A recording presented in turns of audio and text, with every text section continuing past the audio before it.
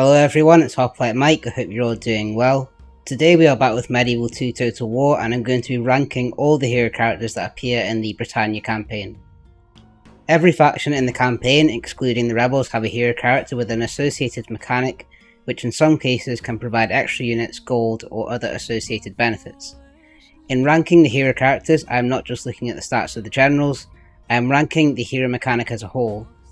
This means taking into account what turn they spawn in, the strength of their associated armies, their stats, traits, age, and any other associated benefits. And I have produced a video showing how each hero works alongside this ranking video. I do just want to note as part of this that I'm doing this from the perspective of playing with the specific hero rather than playing against the hero.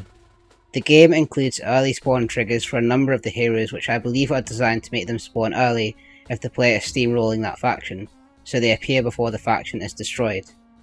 This means that the strength of a hero may be over-exaggerated when playing against that hero as opposed to playing with them. In last place we have Simon de Montfort of the Barons Alliance. The Barons Alliance technically do have a hero character, being Simon de Montfort. He will be the faction leader if the rebellion triggers during the first spawn opportunity for the faction, being between turns 8 and 35. I have included Simon de Montfort for completeness but put him last because the Barons Alliance is not supposed to be playable, and he is essentially just a decent general who spawns fairly late into the campaign. He is quite old when he spawns in, meaning he won't last many turns, and he doesn't provide any additional benefits in terms of gold units or anything else. In 5th place we have King Brian of Ireland. Brian essentially comes last out of the playable faction's hero characters by default, because Ireland don't really have a proper hero mechanic. I believe he is the hero character as he has the Chieftain's Chosen trait, which is Ireland specific, but unlike the other hero characters, he doesn't provide any extra units, gold, or other benefits. The only advantage he has over the other hero characters is that you start with him, whereas for some of the other hero characters like Hakon and William Wallace, they only spawn in after a number of turns have passed. King Brian actually does have some decent stats. The 5 command stars is nothing to scoff at. The 4 notches of dread will help demoralise the enemy troops, and the 4 notches of authority will prevent generals from defecting and also reduce the chance of rebels spawning. In relation to his age, he is 39 when we start the campaign, which is middle of the road compared to the other hero characters. He's not as old as King Hakon, for example, who spawns in at age 59, but he's also a bit older than the Welsh hero who spawns in at age 25 and William Wallace. So you'll get a decent number of turns out of him, but you might not go the length of the campaign.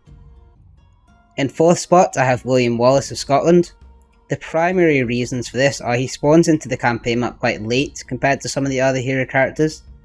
The army that accompanies him is not particularly strong when playing on very hard difficulty, especially compared to what you'll be fighting against.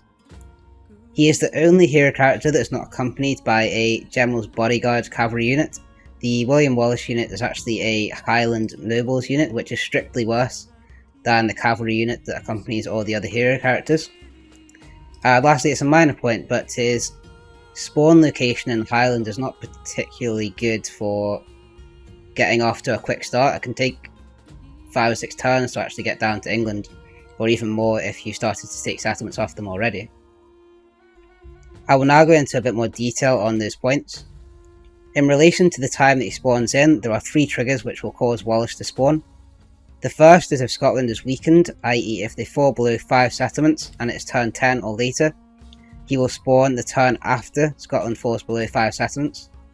The second trigger is if England captures a Scottish settlement on turn 16 or later, he will spawn the turn after the settlement is taken. If none of the other 2 triggers have occurred, he will spawn randomly between turns 18 and 30, depending on a hidden random value that's generated when you start the campaign.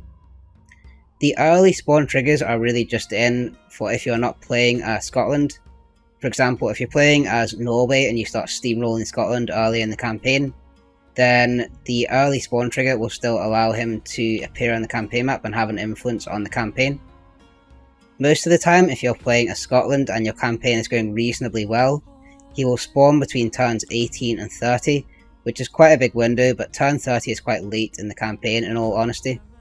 Most of the difficulty in a campaign is in the early game, so I give more value to a hero mechanic that has an impact at the start of the campaign.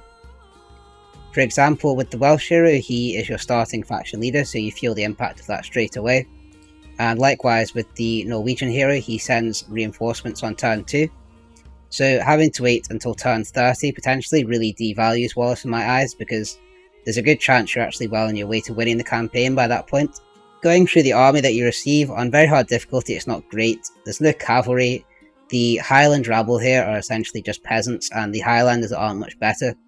The only decent units here are the 3 units of Highland nobles, William Wallace himself, and the noble Highland archers. The pikemen aren't terrible, but they are not good at killing units, they're better for holding points. Scotland is also capable of producing better units than this as well. So if you go to the building browser,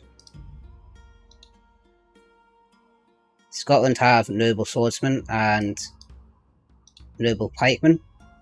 So the army could have been better, but I think they were obviously going for the kind of Highland feel. The other thing as well is that when Wallace spawns in, you're most likely going to be fighting against the English, and the English do have much stronger troops than this army.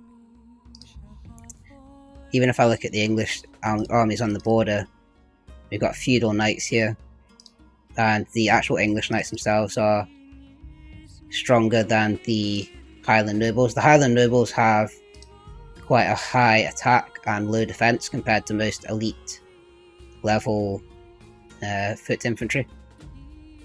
I already mentioned the accompanying general unit, which is Highland nobles as opposed to the general's bodyguard, but just to reiterate, being on foot makes him a lot less mobile when getting around the battlefield, and the general's bodyguard unit is one of the strongest units in the game, so the fact that William Wallace doesn't have a general's bodyguard is a big disadvantage compared to the other hero characters. I did already mention the spawn location, but just to emphasise that point, if I take William Wallace down to England, that's going to be 5 turns, and I know that is somewhat dependent on if you have roads built, but when he already spawns quite late into the campaign, the fact that it's going to take you 5 turns to actually get down to England doesn't necessarily help matters. It's just going to take you longer for him to have an actual influence on the campaign. Moving on to the pros of William Wallace, he is quite a young general when he spawns in. For example, in this campaign I've been doing, he spawned in on turn 21, and he is 20 years old, so I will get a lot of turns out of him. Some of the other hero characters are a lot older than this. For example, King Haakon spawns in his 50s. I think King Edward comes back from Crusade when he's in his 30s. So being a young general means you'll just get a lot more turns out of him, and you can also hone these skills. His skills overall are not amazing, but pretty good for a 20-year-old general. He does have the Hero of Scotland trait, which means you get +3 command when fighting against the English, so that does help in auto-resolve. The chivalry is also quite high, 5 notches of chivalry.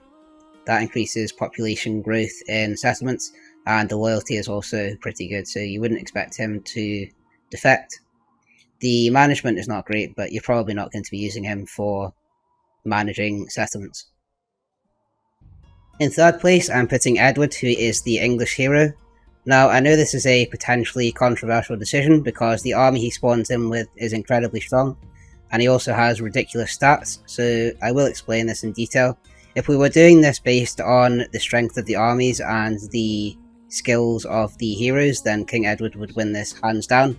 But because I'm judging this on the hero mechanic as a whole, in terms of when they spawn in, the armies they spawn in with, their age, their traits, and their skills, I'm putting King Edward in third based on all of those factors combined. Edward is the starting faction heir for England. He functions as a regular general until turn 16 when the Pope requests he goes on crusade. If you accept, he will disappear off the campaign map for between 10 and 20 turns depending on a hidden random value, and when he returns he comes back with an army made up of strong Templar units. If England falls below 6 settlements in the 10 turns after he leaves, it's possible for him to come back early, but this is also dependent on the hidden random value. Like with William Wallace, I believe the early spawn trigger, i.e. England falling below 6 settlements, also called England being weakened, is really only in the game for if you're playing as one of the other factions and you start bulldozing England. It just means that Edward will actually appear in the campaign and have an influence. The main reason I'm putting Edward in third is how late he comes back from Crusade. When you play as England, you obviously start with a lot of settlements, so you can complete a campaign fairly quickly. If you take this campaign, for example, this is on very hard, it's turn 34 and King Edward has just spawned in. Now admittedly he has spawned in quite late here on turn 34. The range of possible turns for him to spawn in if he leaves on turn 16 is between 26 and 36. So this is only 2 turns below the limit. However, in regards to this campaign, I've not been going particularly quickly. I have auto-resolved a lot of battles that I otherwise wouldn't have, and that would have put me in a better position, but my point is not really to talk about the progress of the campaign. My point is that by the time he spawns in, you've probably already won or nearly won the campaign. Or you're in a position where you have so many settlements that you've got enough resources where you're basically just bulldozing the rest of the map. So I think there is limited value to King Edward. Essentially, if you strip back the Crusade, what's happening here is that you have a good general for 16 turns, who then disappears off the map and returns with a big army once you've already won the campaign or well on the way to winning the campaign. In my opinion, a hero character should have an impact on a campaign. They should allow you to beat a faction that you otherwise wouldn't have, or win a battle or a settlement that you otherwise wouldn't have. King Edward in this campaign is going to do next to nothing, and I think that probably would be the case for a lot of campaigns. To make matters worse, he actually spawns next to London, which is about as far away from your enemies as could be. It will take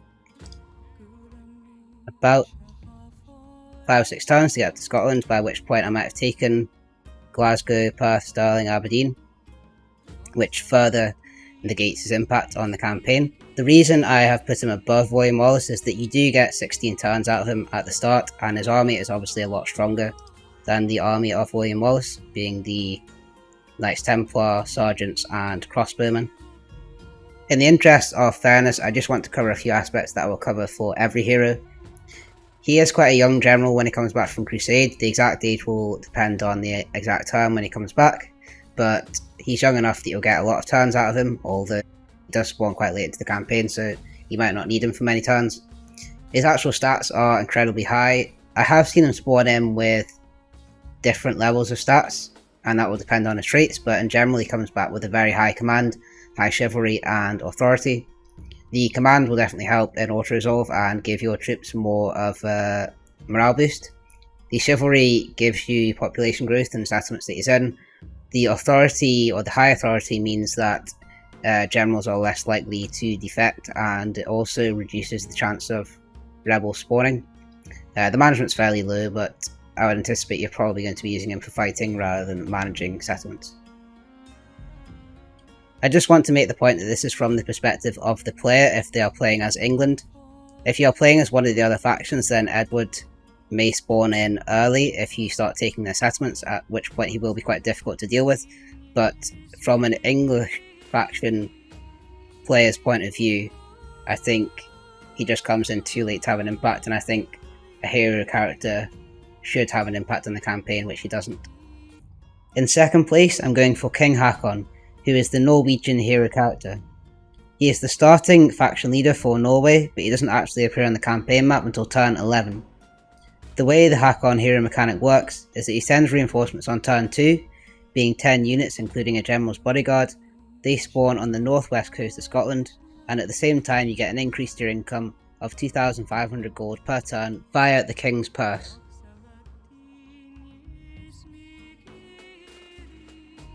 On turn 11, King Haakon himself will arrive with a fleet of boats that hold 19 units in total, including a few elite tier units such as the Gotland Footmen and Huskarls. At this point, you will get a further increase to your income of 5,000 gold per turn through the King's Purse. This brings your King's Purse income to 9,500 gold per turn, which is substantial and can support multiple armies in the early game, as well as facilitate investment into the economy for long-term growth. The king's purse income then reduces by 2,500 gold on turn 16 and further decreases to the standard level on turn 21.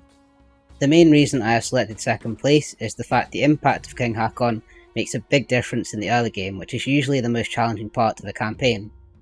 The units you get on turn 2 essentially allow you to take Inverness quite easily, which otherwise would be a challenge.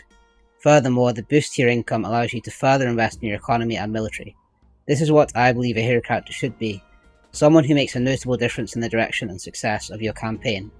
Essentially, the extra units and gold allow you to get rolling in the early game to the extent that when the King's Burst income is reduced, you have already conquered enough settlements to have a stable and strong economy that can support multiple armies. In terms of the cons, King Haakon is quite old when he spawns in. He appears on the campaign map when he's aged 59, therefore you won't get many turns out of him. I even had one campaign where he died 4 turns after he'd spawned in. As part of King Haakon's hero mechanic, I also need to acknowledge that you are deprived of a faction leader until turn 11, which could have a notable impact on your campaign, but I would argue the extra units and gold more than make up for this. In the interest of completeness and fairness, I just want to cover his stats, which are quite lackluster for an older general. He has 4 command, 4 authority and 3 management.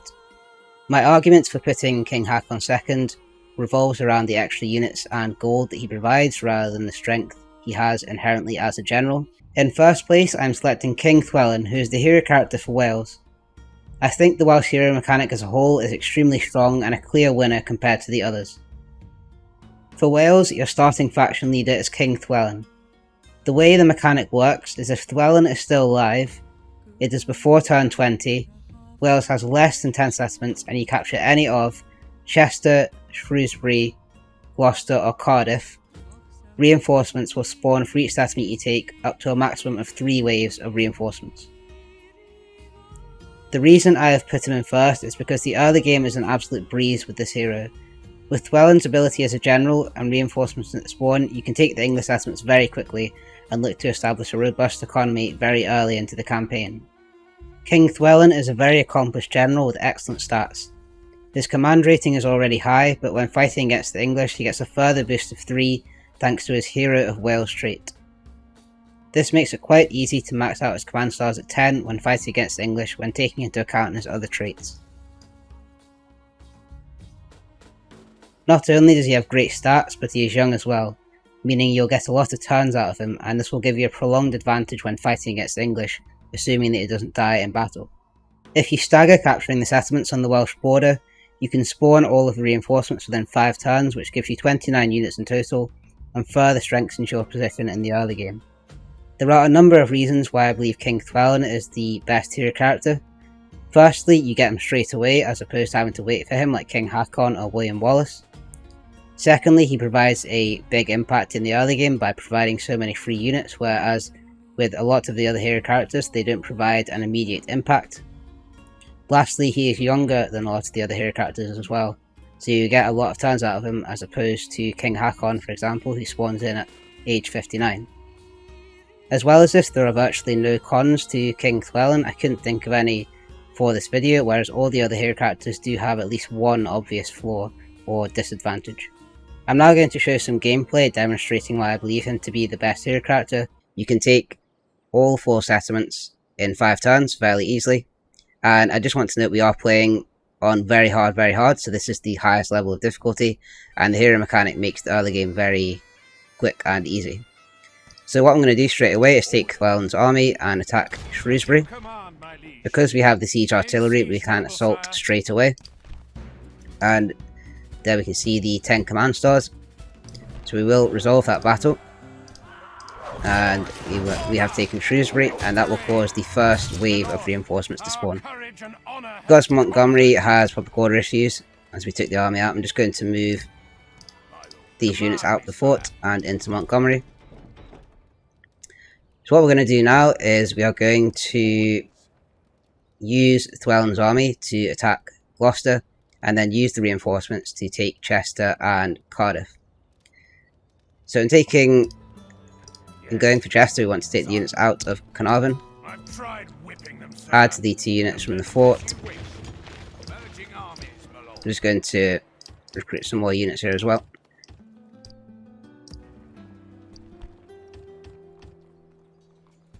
And we'll take the army to get in position to take Cardiff as well. Okay, I'm going to pass turn, and we should get our first reinforcements. So this is the first wave. The Welsh make their stand. It seems that King Llywelyn's stand against the English is having a profound effect on the people of Wales. With each English border town the mighty Welsh army captures under Llywelyn's rule, the more citizens are prepared to take up arms and join the fight. One hardy Welsh militia has formed to the west of Montgomery, and another to the north of Carnarvon. So here's our first set of reinforcements. Here's a captain, 4 units, nothing too special, but the spearmen are actually quite good. They have good defense and respectable attack. So I'm going to move them into position to assist this army in taking Cardiff, and I'm also going to take this army here. Sorry, these reinforcements in Carnarvon and add them to our force that's going to go after Chester. So in the meantime, we want to go after Gloucester, which is another city or settlement that will generate reinforcements if we are able to take it. And I will just maintain that siege.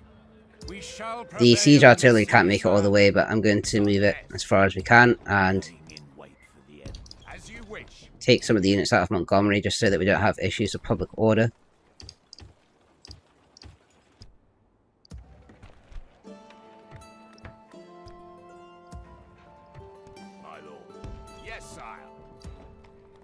Okay, so in the next time we should be able to take Gloucester, which will spawn a second wave of reinforcements.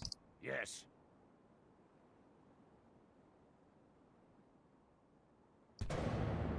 Man your posts. The enemy fleet is upon us. I'm not going to build up the actual settlements, I just want to demonstrate how the hero power works. Okay, so I'm going to add these units to that army. Grab some mercenaries and attack Gloucester. And with the 10 stars, it should be straightforward, which it is. We'll exterminate the population. So that should, taking this settlement should cause another wave of reinforcements to spawn. And then Prince Stafford, who was in Carnarvon, we've added the reinforcements we previously got in the first wave, and we're going to attack Chester. They're dead once we breach the walls, sire. Patiently orders. And we can also reinforce this army that's going to be laying siege to Cardiff. Okay, so we should get our next reinforcements. The Welsh uprising continues. This is the second wave as a result of taking Gloucester. As another English town falls on the Welsh border, more brave souls join the fight. One mob has formed southwest of Montgomery and another to the east of Carnarvon. So here's our first set of reinforcements. It's 5 units with the 2 spearmen units, which are not too bad, and our other set of reinforcements are here, 4 units. So in each wave you get 2 small stacks. So what we're going to do is take these reinforcements, add them to our army that is laying siege to Chester, and this again should be a straightforward victory, which it is. So we've used 2 sets of reinforcements to easily take Chester there. And over here we want to lay siege to Cardiff. So what I'm going to do is take this army out of Gloucester.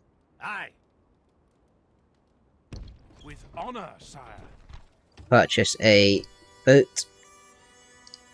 Where to, sire? Sire. My king. Be gone. You are not my liege. Where to, sire?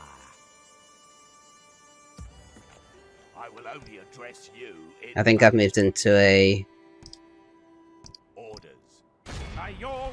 zone of control there, so I can't move the army, but I'll lay siege to Cardiff.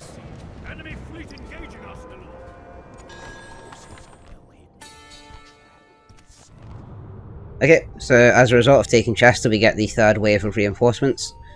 Llywelyn's success continues. Llywelyn has proven himself a worthy adversary for the English, as yet another of their settlement falls under the power of the Welsh army. The last of their able-bodied men residing in the Welsh Highlands who have not yet joined the fight have formed into 2 separate militia forces, one north of Cardiff and the other to the south of Chester.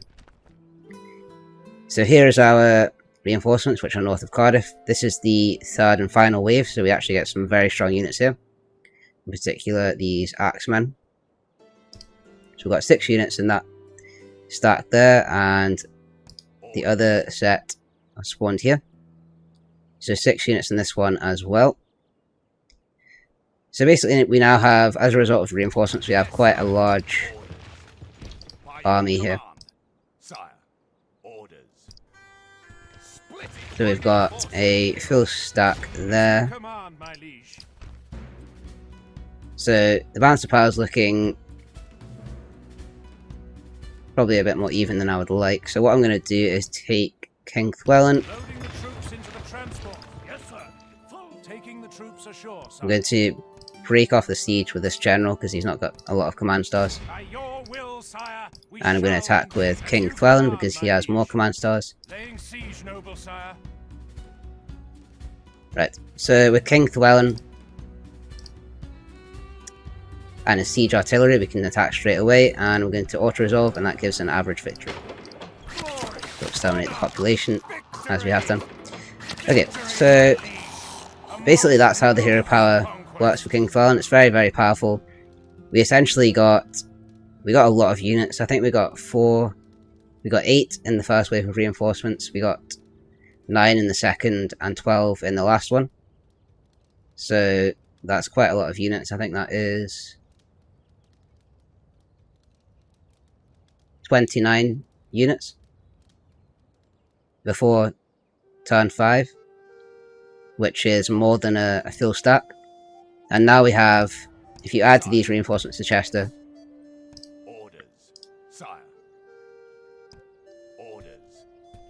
we have a full stack in Chester, a full stack outside of Cardiff, and then Llewellyn has a near full stack in Cardiff. So by turn 5, we've captured 4 settlements, and this is on very, very hard. Sorry, this is on very hard, very hard. And we have about 3 full stacks that we can just use to conquer the rest of the English settlements. Alright, that's going to be it for this one. If you are enjoying the content, please like and subscribe. Otherwise, I will see you on the next one.